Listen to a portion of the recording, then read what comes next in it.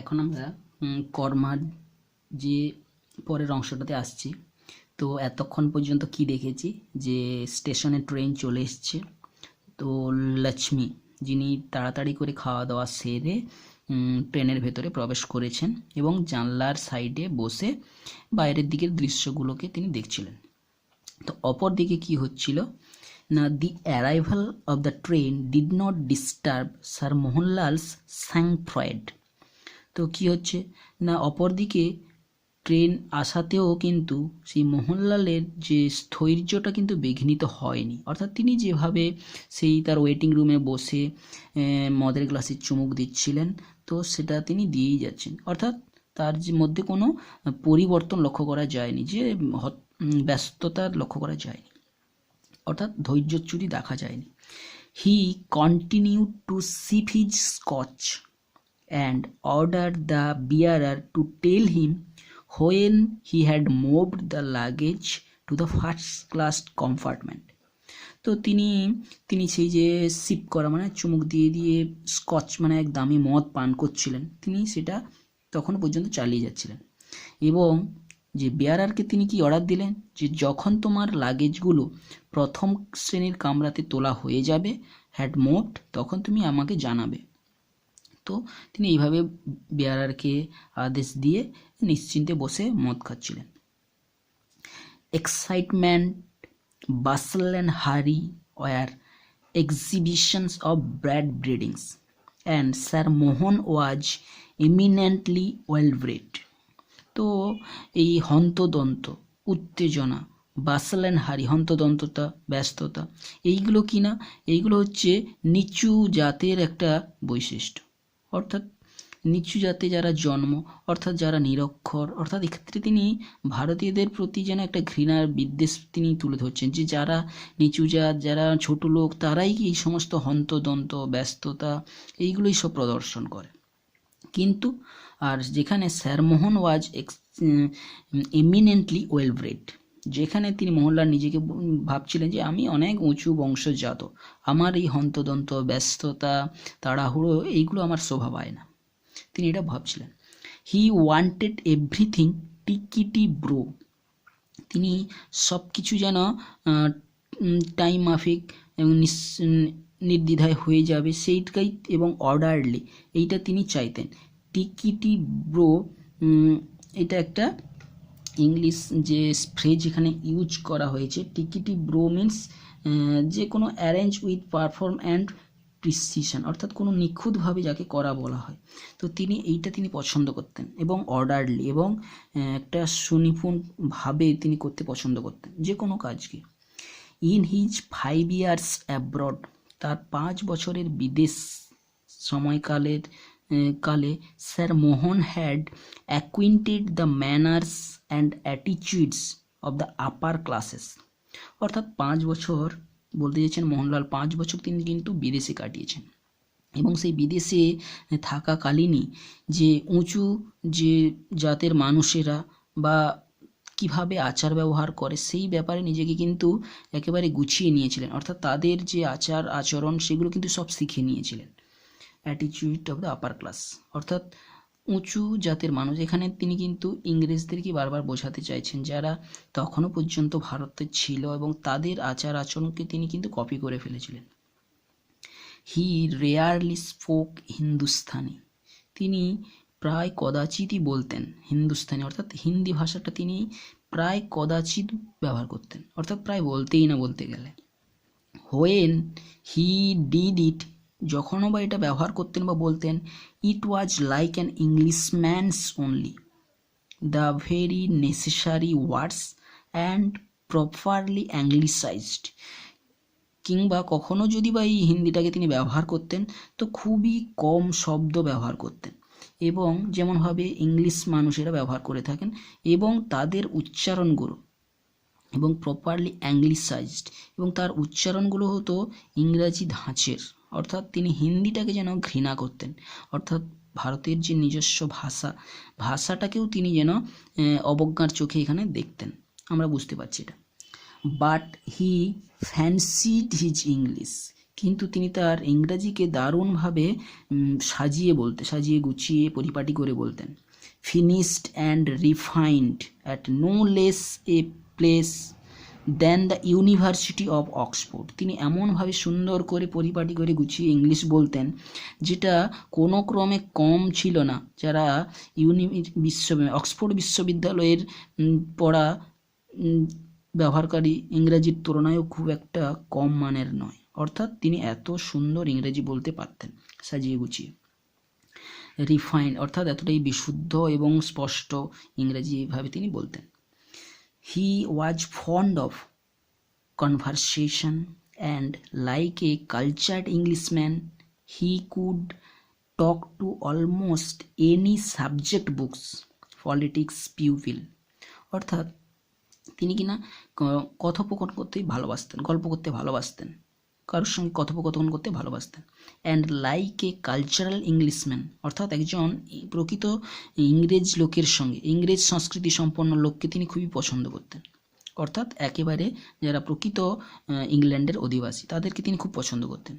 He could talk on almost any subject, তিনি প্রায় যে কোনো বিষয়ে তিনি উপর কথা বলতে পারতেন, সে পলিটিক্স হোক, মানুষজন হোক, যে কোনো বিষয়ের উপর তিনি কথা বলতে পারতেন। অর্থাৎ তিনি যেন সব জানতে একেবারে লোকের মতো, সব কিছুই তিনি যেন সঠিক জানতেন। How frequently had he heard English pupils say that he spoke like an Englishman. কতবার না লোককে ইংরেজদের বলতে শুনেছি যে একেবারে ইংরেজদের মতোই কথা বলে, ইংলিশম্যান অর্থাৎ ইংল্যান্ডের অধিবাসীদের মতোই কথা বলে। How frequently he had hard, অনেকবার, বারবার সে শুনেছে, কতবার না শুনেছে যে ইংলিশ মানুষেরা বলতে যে খুবই একেবারে ইংরেজদের মতোই কথা বলে। অর্থাৎ অনেকে তার ইংরাজিটা বলার কৌশলটাকে পুরো ইংল্যান্ডের অধিবাসীদের মতো বলে বোঝাচ্ছিলেন।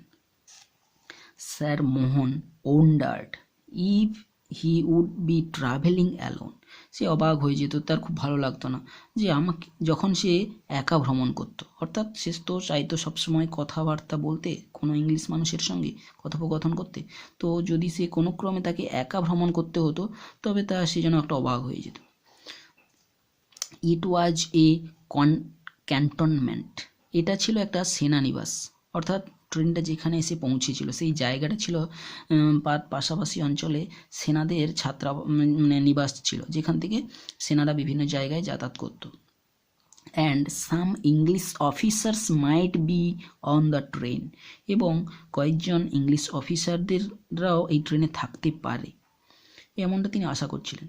His heart warmed at the prospect of an impressive conversation, তার যে হৃদয়টা অর্থাৎ তার মনটা কিন্তু তার উষ্ণতা অনুভব করতে লাগলো।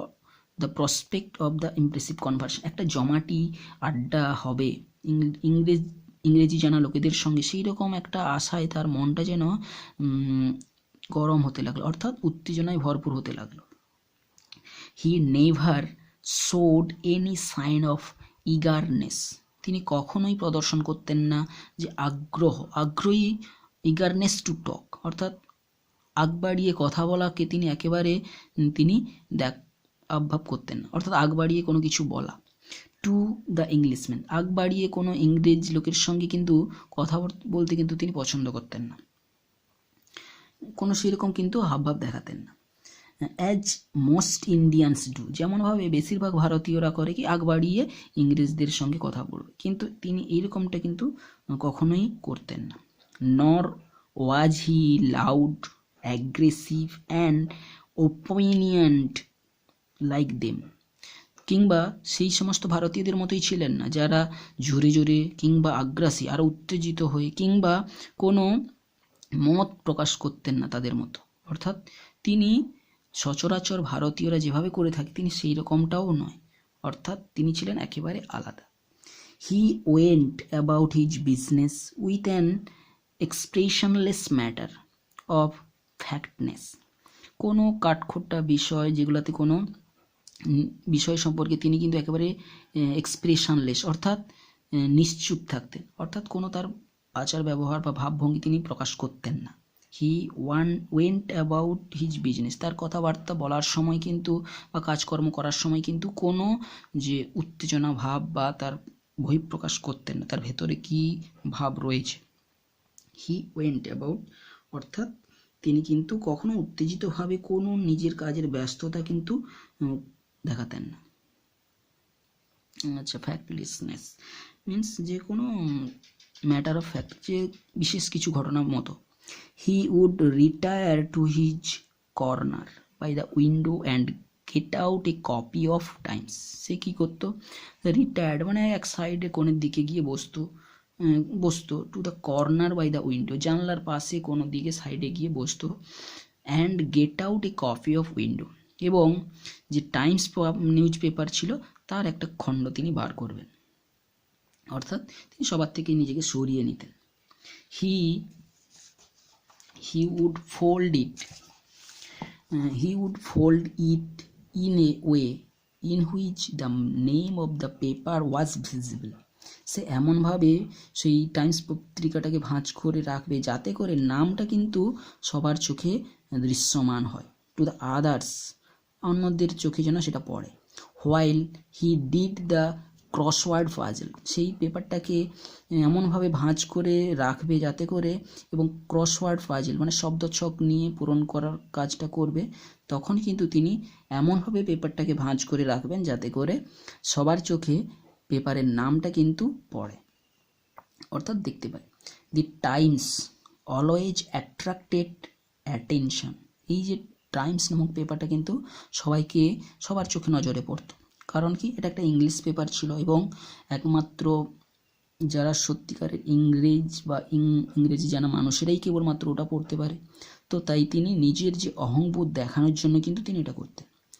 Someone would like to borrow it when he put it aside with a gesture saying I have finished with it, এবং তিনি পেপারটা পড়ার পরে এমনভাবে পাশে তিনি রাখতেন যাতে করে যদি কেউ চায় যে পেপারটা একটু দেখবে তো এমন হতো যেন বোঝাতো যে হ্যাঁ আমার পড়া হয়ে গেছে, আপনি ওটা নিতে পারেন।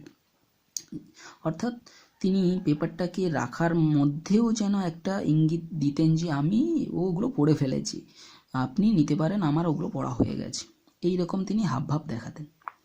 Perhaps someone would recognise his valuable tie, কেউ হয়তো তার সেই যে ভ্যালুয়েবল টাইটা, দামি যে টাই, যেটা কিন্তু একমাত্র একটা দামি টাই সাধারণত ইংরেজরা ওটা ব্যবহার করতো, অফিসাররা ওটা ব্যবহার করতো, তিনি সেটাকে কিন্তু ওইটা দেখে কিন্তু অনেকে চিনতে পারবে। হুইচ হি অলওয়েজ ওর, যেটা কিনা তিনি সবসময় পরতেন হোয়াইল ট্রাভেলিং, যখন তিনি কোথাও ভ্রমণ করতে যেতেন তিনি কিন্তু ওই ভ্যালুয়েবল টাইটাকে তিনি পরতেন। That would open a vista leading to a fiery land of Oxford colleges. এই যে দ্যাট উড ওপেন, ওই যে টাইটাই যেন তাকে পৌঁছে দিত কাউকে যে সেই ফায়ারি ল্যান্ডে, পরিদের সেই দ্বীপে, অক্সফোর্ড বিশ্ববিদ্যালয়ের কলেজের পড়াকালীন সময়ে, যেখানে কিনা masters, dawns, tutors, boat racers and রাজার ম্যাচেস, সেই সমস্ত কথাতে তিনি পুরনো অতীতে তিনি যেন পৌঁছে দিতেন কোনো মানুষকে, অর্থাৎ যে তার ওই ভ্যালুয়েবল টাইটাকে দেখবে তাকে যেন তিনি পৌঁছে দিতেন সেই অক্সফোর্ড বিশ্ববিদ্যালয় বা কলেজে পড়ার সেই পরিস্থিতির জায়গায়, যেখানে কিনা মাস্টাররা রয়েছে, ডনস রয়েছে, টিউটর্স রয়েছে, বোট রেস, অর্থাৎ সেখানে আমরা কী কী ঘটনাগুলো হয় আমরা এই লেখকের চোখ দিয়ে আমরা দেখছি, and the Roger matches, rugby খেলার ম্যাচও এগুলো সব হতে থাকে, বোট রেস মানে নৌকার যে রেস, দৌড় প্রতিযোগিতা, নৌকাদের দৌড়। If both the Times and the tie failed, যদি বা কেউ ওই খবর কাগজ দ্য টাইমসটা কিংবা ওই যে তার ভ্যালুয়েবল টাইটা দেখেও বুঝতে না পারে, যদি ব্যর্থ হয়ে যায় বুঝতে স্যারমোহনকে, স্যারমোহন উড কই হ্যাঁ his bearer to get the Scotch out, যদি কেউ বা এটা দেখে ব্যর্থ হয়ে যেত তিনি কি করতেন, তখন তিনি কি কই হ্যাঁ তার বেয়ারারকে উদ্দেশ্য করে তিনি বলবেন কেউ আছিস রে, এবং বলবে যে এই স্কচটা একটু বের করতো, এইরকমভাবে তাকে আদেশ দিতেন। এবং স্কচ হচ্ছে কি, স্কচ বা হুইস্কি এক ধরনের মদ। এই whisky never failed with Englishman. এই যে দামি মদ স্কচ, যেটা হুইস্কির একটা গ্রুপ, মানে হুইস্কির মদ জাতীয়, সেটা কিন্তু কোনো ইংলিশ মানুষকে কিন্তু মানে ভুল বোঝাতে পারতো না। অর্থাৎ যে এই যে মোহনলাল যে সত্যিকারের ইংলিশ জানা একজন বা ইংরেজ কালচারে সম্পন্ন একজন মানুষ, সেটা কিন্তু কোনো ইংলিশ মানুষকে বোঝাতে ব্যর্থ হতো না। Then followed sir Mohan's handsome gold cigarette case. তারপরে তিনি কি করতেন, তার যে সুন্দর সোনালি একটা সিগারেট রাখার একটা কৌটো তিনি বার করতেন, ফিল্ড উইথ ইংলিশ সিগারেট, যার মধ্যে কিনা ইংরেজরা যে সমস্ত সিগারেটগুলো খেত সেইগুলোতে ভর্তি থাকতো। ইংলিশ সিগারেটস ইন ইন্ডিয়া, ভারতে ইংল্যান্ডের cigarette, how on earth did he get them, এখানে এই বিশ্বে ওরা কি করে এখানে ওর কাছে পৌঁছলো। অর্থাৎ এই যে এই লোকটা আবার কি, যে এর কাছে ইংল্যান্ডের সিগারেট রয়েছে। অর্থাৎ মানুষজন অবাক হয়ে তার যে কোয়ালিটি বা তার যে গুণ নিয়ে যেন সবাই বিব্রত হয়ে পড়ে, তিনি সেই রকম হাবভাব করতেন। Sure he did not mind, তিনি নিঃসন্দেহে কিছু ভাবতেন না। And sir Mohan's understanding smile, এবং তিনি যেন একটা সমঝদারি হাসি হাসতেন। অফকোর্স হি ডিড নট, যে সে কিছু মনে করবে না। কেউ যদি আমার কাছ থেকে ওই সোনাল যে ইংল্যান্ডের সিগারেট নেওয়ার জন্য কোনো ইংরেজ যদি আমার কাছে চায়, তো আমারও কোনো কিছু হবে না, যে নিতে পারেন আপনি, আমি আপনাকে দিতে পারি। অর্থাৎ তিনি এটাও দেখাতেন যে আমার কাছে অনেক রয়েছে, আমি ইংল্যান্ডের সঙ্গে আমার জন্য পুরো যোগাযোগ, আমি ইংল্যান্ডের একেবারে ইংরেজি জানা একজন দক্ষ সাহেবের থেকে কম নয়, সেই রকম তিনি বোঝাতে চাইতেন। But could he use the Englishman as a medium to commune with his dear old England, তিনি আবার ভাবতেন কুড হি বি ইউজ, যে কোনো ইংরেজকে কি তিনি মাধ্যম হিসেবে ব্যবহার করতে পারেন বা তার সঙ্গে যোগাযোগ করে কথোপকথন করতে পারবেন। With his dear old England, তার যে সেই মানে প্রিয় ইংল্যান্ডের সঙ্গে ইংল্যান্ডের ব্যাপারে কথাবার্তা বলার জন্য কি কাউকে সেরকম মাধ্যম হিসেবে পেতে পারবেন। অর্থাৎ তিনি যেন বোঝাতে চাইছেন ইংল্যান্ডে বসবাসকারী অনেক লোকও হয়তো যেন ইংল্যান্ডকে অত ভালো করে বোঝেনি যত ভালো করে তিনি জানেন, এইরকম তিনি হাবভাব দেখাতেন।